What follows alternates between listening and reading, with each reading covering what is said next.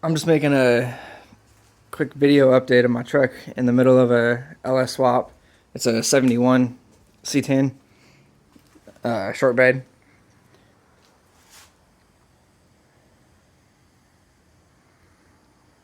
The truck had a 454 and a turbo 400 that I had. I didn't build it. It was a 94 Gen 5 454 that I got out of a truck that it was like a 1.5 ton truck that only had 20,000 miles on it. So I took it out and just put a comp thumper cam in it, and then like everything to convert it to carburetor, and then a TCI turbo 400 transmission. And I posted up a video of it on like the first startup in idle. I think that might have been like 6 months ago now. But that motor ran great. Like, it was a good. I don't daily drive it because I have a work vehicle, but I mean, it was a great daily driver. A lot of people were saying that comp cam would be like too aggressive on the street, or wouldn't be able to get enough vacuum to use the power brakes or anything, and I didn't have any issues with it. But I got a good deal on a totaled. There's a 2001 Firebird under there, but I got this LS1 and T56 out of it.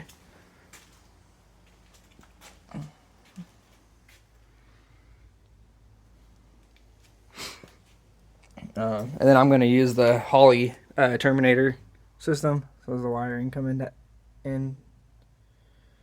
And I use the clutch pedal from that car also. I couldn't really decide on that. I was looking at some of the like remanufactured or remade factory clutch pedals and a hydraulic setup to go with it, but the donor car had a McLeod hydraulic master cylinder and brand new clutch setup in it. So I just cut the clutch pedal pivot out of the other car and welded it up to the brake pedal assembly in this truck. And everything lines up and works great. So, and then these are the Corbeau FX1 wide seats. And that's the Corbeau bracket too, but it's the bracket for this truck. But it sits way too high, in my opinion, and I'm only like 5'9", but I cut about 2 inches off of it and then re-welded the legs. Because otherwise the seats, so that's about 2 inches lower than the way the bracket comes, and the seats are still up to the top of the window. And before they were close to the top of the cab, and no way you could sit in here comfortably. I mean, your knees were like in the steering wheel. And then the LS swap turned into suspension and brakes, so it's the the whole QA1 front kit, uppers, lowers, and they're just a single adjustable coil. The Ride Tech steering components, it's got a CPP quick ratio steering box, the 6-piston wheel wards, and the 12.5-inch rotor. What else have I done? Let's see. I'm moving the gas tank to under the bed, but that hasn't gotten here yet.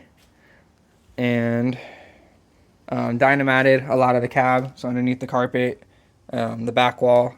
It's actually like Kilomat, the knockoff stuff.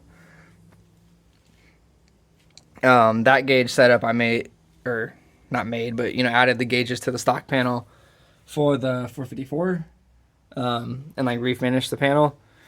So I don't know if I'm gonna go with Dakota Digital or get a blank bezel and put a digital dash in it.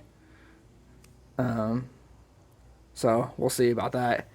And the door panels are just the stock door panels wrapped with this diamond stitch fabric that I got off Amazon.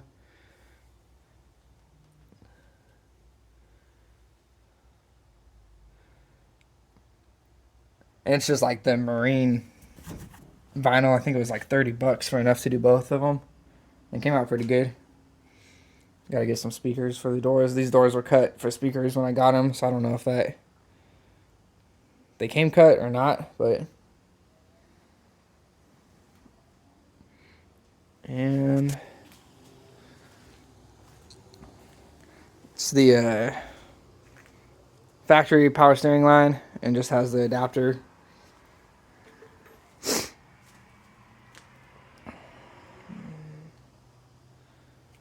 I think that's it.